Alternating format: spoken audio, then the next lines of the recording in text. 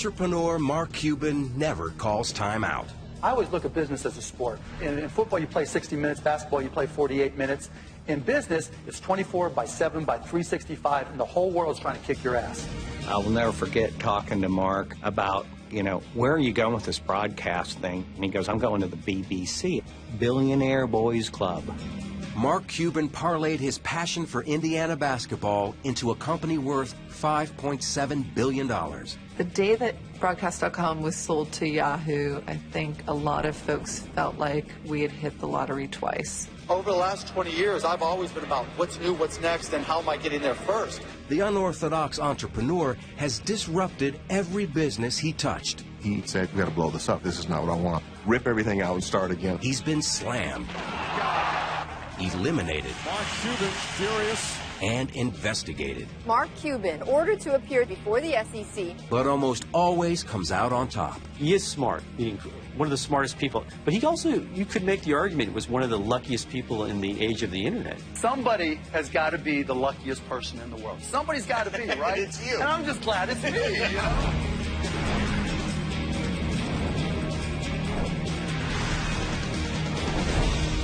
Appears that they are for sale on a game-by-game basis, but I can't figure out how to buy them. Mark Cuban got in at the beginning of the internet boom, and it served him well.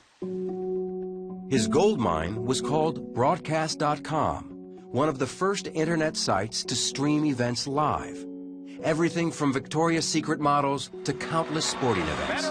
gets the slot, hits the post. We were the first ones to scale internet broadcasting, to take 500 radio stations and broadcast them on the internet, 100 television stations, earnings calls, product launches, college football games, deals with the NHL, Major League Baseball. I mean, we had really become a broadcast network on the internet. The fiercely independent entrepreneur has blazed a trail into TV, movies, NBA ownership, and he even stars on a TV show, though he declined to participate in this one. Mark has been an entrepreneur from the moment the word was invented, before it meant drug dealer. Mark Cuban was born in Pittsburgh, Pennsylvania, and grew up in a suburb called Mount Lebanon. From the get-go, Cuban was a moneymaker, selling trash bags, newspapers, and even postage stamps. I started a stamp company. I started with a quarter and bought a stamp and left with $50, thinking, hey, if I could do this, I could do anything. By the time he was 16, he had already built a reputation. Brian Cuban is his younger brother. I remember Mark being given $5,000 by one of our neighbors to go buy stamps in New York with my father. He was always the entrepreneur at stamp shows. But that just shows you, at that age, what people thought of his ability to make money. That skill only grew at Indiana University. The tireless business major taught disco, started a chain letter, and decided to run a bar if he could come up with $15,000. Evan Williams was an engineer at General Motors who played on the school rugby club with Mark Cuban. He was at my house one day. He was calling banks to try to get a loan so he could buy this bar. So on my way out, I said, hey, Mark, if you have any problems getting that loan, just give me a call. 2 days later, he goes, hey, Ev. So I ended up, late 1979, loaning Mark $15,000 so he could buy a bar in Bloomington. Cuban awarded Williams stock certificate #1, and within months, opened his bar, Motley's. Wayne Winston teaches graduate statistics at Indiana University. In my over 35 years of teaching, I've never had a student really start a business while they were an undergrad or an MBA here on campus, and he started Motley's, which became by far, I think, the best bar in town. The business model he used in Motley's is very close to the same business models he used in his next 2 or 3 businesses. He always would have 51% of it, even though he didn't put up any of his own money, but no one really complained because he was the one that built up the business. Until it came crashing down after a wet T-shirt contest. It's pretty common knowledge around town. An underage girl won a wet T-shirt contest, and so I think that hurt the future of the bar, let's put it that way. Cuban graduated and soon landed in Dallas. Within a year, the born entrepreneur launched Micro Solutions, providing software, hardware, and training to businesses at the dawn of the PC revolution. It was a family affair. Mark goes, you come work for me. So I said, fine. So my first day at work, I'm a big lawyer. I show up in my suit and tie. And he goes, why are you wearing that? Well, coming to work for you at Micro Solutions. He goes, no, go home and change, put on your crappy clothes and your jeans. You're in the stock room. Mark doesn't give you anything. You have to learn it and earn it. Mark Cuban learned the computer business fast, and in 7 years sold his company to CompuServe for $6 million. And I retired. And you retired. And what did you do with that money, your biggest purchase? My biggest purchase, I bought a lifetime pass on American Airlines, and I had one mission in mind. I wanted to be able to go to as many countries around the world as I could and get drunk with as many people as I possibly could, and I was so good at it.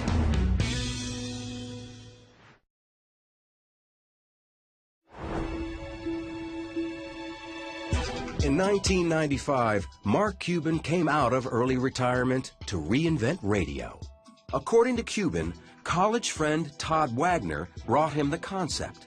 It's a story the Hoosiers basketball fan has told often, as in this interview on 60 Minutes. He sat me down, he said, look, I've got this idea where I think we can listen to Indiana basketball, sporting events, anywhere in the world by using the internet. So Mark and I just basically said, let's find out if this is a business or not. So we set up shop in his upstairs bedroom of his house and, got us a computer, got the software, and started playing with it. And that is the birth of AudioNet, what eventually became Broadcast.com. But another young entrepreneur tells a different story. Chris Jabe says he was also a founder of the company. When I was pretty young, I was a Minnesota Twins fan. I moved to Texas. So as a displaced fan, I was always trying to figure out how to get access to those games that I couldn't see on regular TV. When the internet came along, it's like it was a slam dunk, because now it was just a matter of acquiring broadcast rights. He took his plan to investors. One of them was Cuban. I probably had this pitch that I'd given to maybe 150 people over the previous year and a half to 2 years. And so I'm getting into my pitch. It's usually about a 20-minute pitch, and within 3 minutes he goes, I'm in. I'll do it. Jabe asked for $1 million and said that Cuban wrote a check for $10,000, and months later tried to cut him out completely. Mark said, Chris, I really don't need you. You really don't have that much to add. I can pretty much do or get people to do what you're doing. So I was a little bummed, to say the least. And I really give Todd a lot of credit. When he came to me and said, we can work a deal with, for $2,500 a month and 10% of the company, in the way he described it and the way he showed me the paperwork, I knew it was real. And it really made me feel really good, actually, even though it was hard to take 10% of a company that I developed 100% from scratch. Cuban became the driving force of AudioNet. Mark overall really wanted to see it as his company. He had made it, gone from really an idea to reality. He never really wanted to acknowledge me as a founder. But co-founder Todd Wagner does acknowledge Jabe's participation. He was there for a very brief period of time, and then he went on to the next thing. He owned a slug of equity and did just fine. AudioNet did better than just fine. Never before in the history of the world can you come in and listen to almost any team from anywhere in the world. A little PC and a connection to the net, and you might as well be sitting in Bloomington, Indiana. You go back in there, and all they did was have all these servers with all these different sporting events going on and people trying to keep the servers up. You're like, what is going on in here? They're planning a nuclear strike. And, but it was controlled chaos in there, keeping all those servers up and all the game streaming. It was pretty cool. Cuban and Wagner changed the name from AudioNet to Broadcast.com in 1998 and positioned the company to go public. The internet boom was in full swing, and on July 17th, the stock hit the market, priced at $18 a share. The first trade pops up, and it was, $63 or whatever it was. I mean, it was just through the roof. Nada Usina led the sports properties and marketing departments at the company. I recall our head of HR popping her head out of a cube like a game of whack-a-mole and saying, we opened at whatever the number was. And everyone looked up and we thought, she missed by a decimal. She must be wrong. And we all started to look, and you could just see heads popping out. And the excitement in the room, it was literally like a parade went off. The stock closed at $62.75. At the time, it set a record for the highest percentage increase on an opening day. I'm the first to realize that luck plays a huge part in it. I happened to have a company, broadcast.com, that went public at the right time when the internet stock market was going nuts. Cuban wanted to expand their content and was looking for a breakout event. He found it in lingerie. There were a lot of pinnacle events for broadcast.com, and one of those was certainly the Victoria's Secret webcast. Wrapping high tech with high fashion, the webcast was a phenomenon. Millions of people tuned in, and it became the largest viewed event ever on the web. We like to position it as the first sold-out event on the internet. It helped to cement us as the go-to place if you wanted to do something multimedia on the internet. Jeff Swaney is an entrepreneur and friend of Cuban's from Dallas. I will never forget talking to Mark about, where are you going with this broadcast thing? And he goes, I'm going to the BBC. Billionaire Boys Club. You're not going to make $1 billion on this thing. I mean, you're going to make $100 million. No, dude. No. BBC, dude. That's what I'm doing. In pursuit of that billion, Cuban and Wagner led the charge straight to the executive offices of Yahoo. I remember Mark and I going into the conference room and basically just saying, look, we're where you guys need to be. So you're either going to have to compete with us or you're going to have to buy us because we are big players in where we think the internet's going to go. Yahoo felt the breath of competition, according to Paul Sappho, a leading technology forecaster. It's a moment where there's a sense of the rise of the machines. Algorithms in the form of Google are really taking over the search space. And it's beginning to dawn on people that, in fact, there is a lot of volatility in customer loyalty around places you visit on the web. I can remember going to Yahoo, and you could just feel the anxiety at the company of how do we bulk up our technology side. Looking for an answer, in April 1999, Yahoo grabbed broadcast.com for a staggering sum, $5.7 billion in stock. The deal secured Cuban's membership in that billionaires club. I think a lot of folks felt like we had hit the lottery twice. You had this tremendous IPO, and to top it off, one of the great companies in Silicon Valley, Yahoo, comes in and acquires this little old company that was set up in Deep Ellum, Dallas, Texas. It couldn't have been, frankly, scripted any better. But not scripted all that well for Yahoo. It is so easy to quarterback this thing, and as people say, it's one of the stupidest moves in the history of the internet. But there was so much stupidity in that period. It was like a single note in a vast symphony of stupidity. Yahoo struggled with their new acquisition. It's pretty simple to see what happened if you were on the inside. You had a $5 billion acquisition handed to a number of NBAs who had never actually integrated anything before. Yahoo really took a pounding. They took their eye off the ball of search, which opened the door for Google, who smoked them. Within months of the buyout, Cuban protected his stock by buying puts and calls against his interest and began to cash out, buying a 24,000 square foot mansion and a $41 million jet. But his next purchase would be the billionaire's prize. Perry 2000 sports fanatic Mark Cuban bought majority ownership in the Dallas Mavericks from Ross Perot Jr. It was the crowning purchase for the billionaire with the insatiable desire to win, except that the franchise had one of the worst win-loss records of any team in the NBA. You've got to start giving these guys who have been in damaged programs, let's call them, the thought process that they can win, that they are expected to win. Cuban was going to change everything, his way. Turdima Ussery, the buttoned-up CEO of the Dallas Mavericks, recalled his first meeting. I didn't eat the whole day because we're having dinner at his house that night, and I wanted to be a great guest. And I was in suit and tie and, trying to, my Sunday best, as my mom called it. He opened the door up in jeans and no shoes and T-shirt, and we sat on his floor and watched basketball for 4 or 5 hours and ate. I think it was Cocoa Puffs and Doritos is what we had in bottled water. So it was, again, it was just a new reality. That new reality took effect the moment Cuban saw the traditional wood-paneled locker room in the Mavericks' new arena.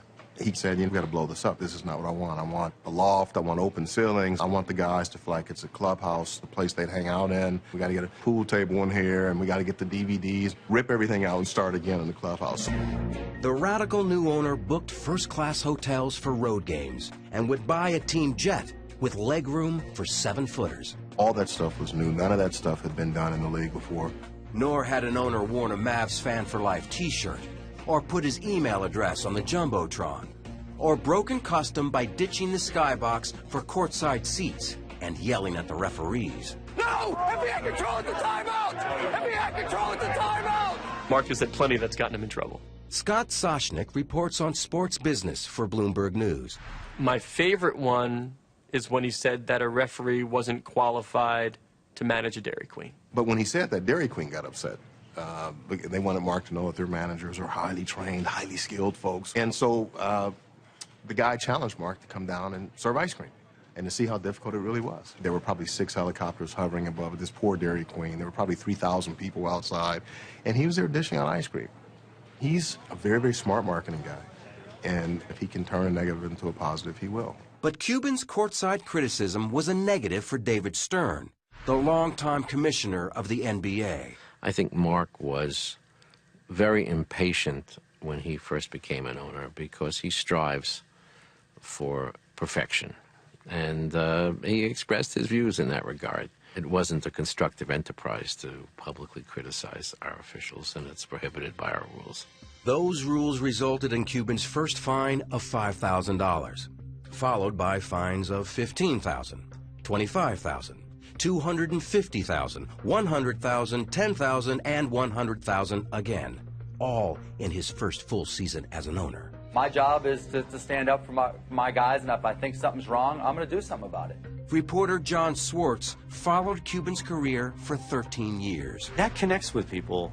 You don't see that among many billionaires. They think they have to act a certain way. I don't think he cares. I think he honestly just could give a damn what anyone thinks about him. Cuban's hands-on involvement brought immediate success. Attendance shot up more than 35%. The estimated team value leapt $50 million. And the Mavericks went to the playoffs in 2001 for the first time in over 10 years. Before he owned the Dallas Mavericks, they were the laughingstock of the NBA. They were winning 15 games a year. Once he took over, their winning percentage has got to be one of the best. It's got to be in the top 5.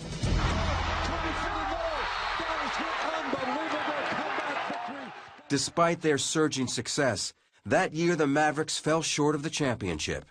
And success for Cuban in the film and TV business was also proving elusive. At the dawn of HD TV in 2001, he launched the first high-definition television network called HDNet, as he explained to Charlie Rose. We're available on cable, we're available on satellite, but viewers can go knowing that not only are they going to get great entertainment, but they're going to get great entertainment in the best possible picture quality. The network sputtered, barely reaching 350,000 homes in its first year. Cuban hit pause long enough to marry longtime girlfriend Tiffany Stewart, throwing a reception bash on his home court, the American Airlines Center. By 2003, he re-teamed with Todd Wagner and plunged into the movie business. We bought Landmark Theaters, which was a national independent theater chain. We invested and then bought Magnolia Pictures, a theatrical distribution company. We built on a home entertainment unit as well to that. And all of a sudden, we had built a vertically integrated media company, meaning we had production, distribution, and exhibition all under one roof, in a way that, frankly, we had not seen done before. It gave Cuban the pieces to shake up the movie business by releasing a film in theaters, on DVD, and TV simultaneously. Andy Fixmer is an entertainment reporter for Bloomberg News. Back then, nobody was doing this. Nobody even thought that you would dare put a movie on television before it was released in theaters. It just wasn't done. Cuban's movies met with mixed success. Some films, like Good Night and Good Luck, had found critical acclaim and a niche audience, while others struggled. And there was a disappointment again on the basketball court. Star Dirk Nowitzki led the team into the finals in 2006. The Mavs were up 2 games to none when momentum suddenly shifted. And the team dropped 3 straight. Cuban was livid. When he was pissed, he may as well have been Satan. The players literally ran the other way in the locker room. The Miami Heat are champions of the basketball world!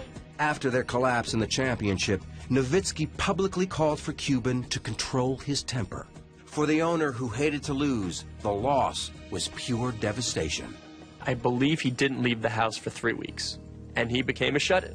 So what did it cost him? It cost him his dream. Really, his dream was to turn the Mavericks. And Cuban, the former disco teacher, returned to dancing in 2007 in front of millions. Mark likes as much airtime as he can get. As long as it's fun and it's entertainment for him, he's going to do it. He appeared on almost anything, even hosting his own reality show, The Benefactor, canceled after 1 season. Viewers were also in short supply on his own network, with its strange blend of bikini-themed programming, mixed martial arts, and Dan Rather. Dan Rather and Dan Rather Reports on HDNet is kind of my own personal indulgence. You know, I'm a news junkie and always have been. Dan Rather was doing a show for them, which was actually very good, but the rest of it was just like a Sargasso Sea of just crap. Cuban had more troubles looming. The Securities and Exchange Commission filed a suit against him. We're going to turn now to the crackdown on insider trading, and it has ensnared billionaire Mark Cuban. The SEC alleged that Cuban dumped 600,000 shares of Mama.com as an insider trade. The 2008 lawsuit from the SEC says he sold shares of the company ahead of the company's own plans to sell more discounted shares to investors and avoided $750,000 worth of losses. On his blog, Cuban stated the claims were false. The suit was dismissed in district court, but the SEC appealed and the case was reinstated in 2010. While Cuban battled in the courtroom, he also prepared for battle on the basketball court. He dealt for key players, hired a new coach, and in 2011, the Mavericks fought their way back to the finals. Surprising everyone, the loudmouth behind the team bench went silent. It was different. I mean, still people went up and talked to him, but he said, not today, not me, talk to the players. With Mark in the background, it was this other guy, Dirk Nowitzki, and the team that Mark had assembled that in the end was able to win. What he's always dreamed of.